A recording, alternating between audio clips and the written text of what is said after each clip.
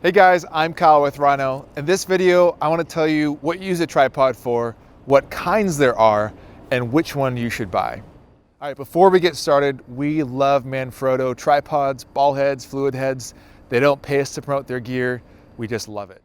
You might ask the question, why you need a tripod with your slider? There's many situations when you need to get your slider off the ground to get the best shot. What I have in front of me here is a basic Manfrotto tripod. What I mean by basic is that it's not a super compact, ultralight travel tripod, and it's not a beefy studio tripod either. It's a good choice for when you're first starting. This is actually my first tripod I purchased when I built the original Rhino slider. Now, leveling is a bit of a pain because you have to level each of the legs if you're not on a flat surface. So next up, we have what I call a basic tripod with built-in leveling. This is one of my favorite tripods. Again, it's a Manfrotto, and this is the carbon fiber version. It's pretty pricey, but it does come in aluminum if you're on a tight budget. Let me show you the best thing about this tripod. I can turn this handle here and it loosens a built-in 50mm ball.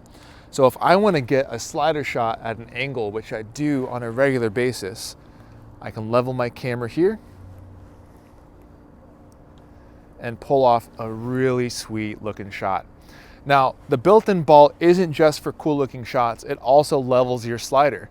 So instead of having to adjust the legs around, I can level it with the built-in ball instead.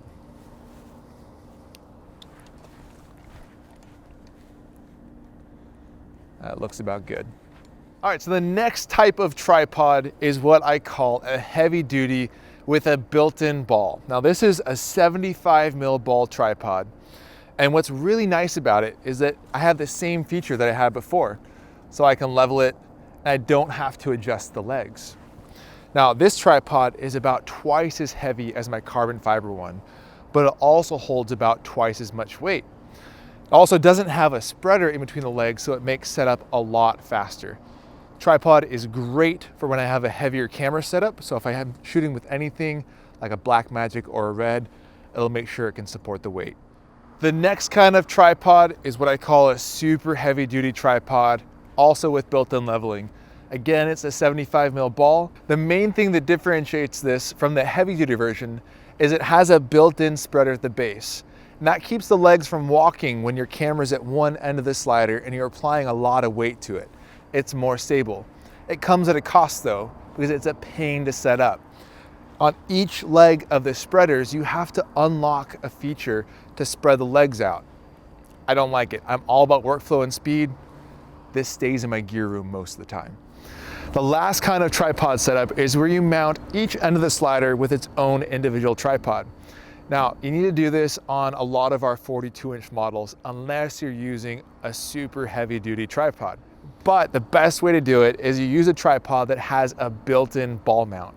And that allows you, let me show you real quick. It allows you to position your slider and your tripods on the ground. So it makes leveling much, much easier.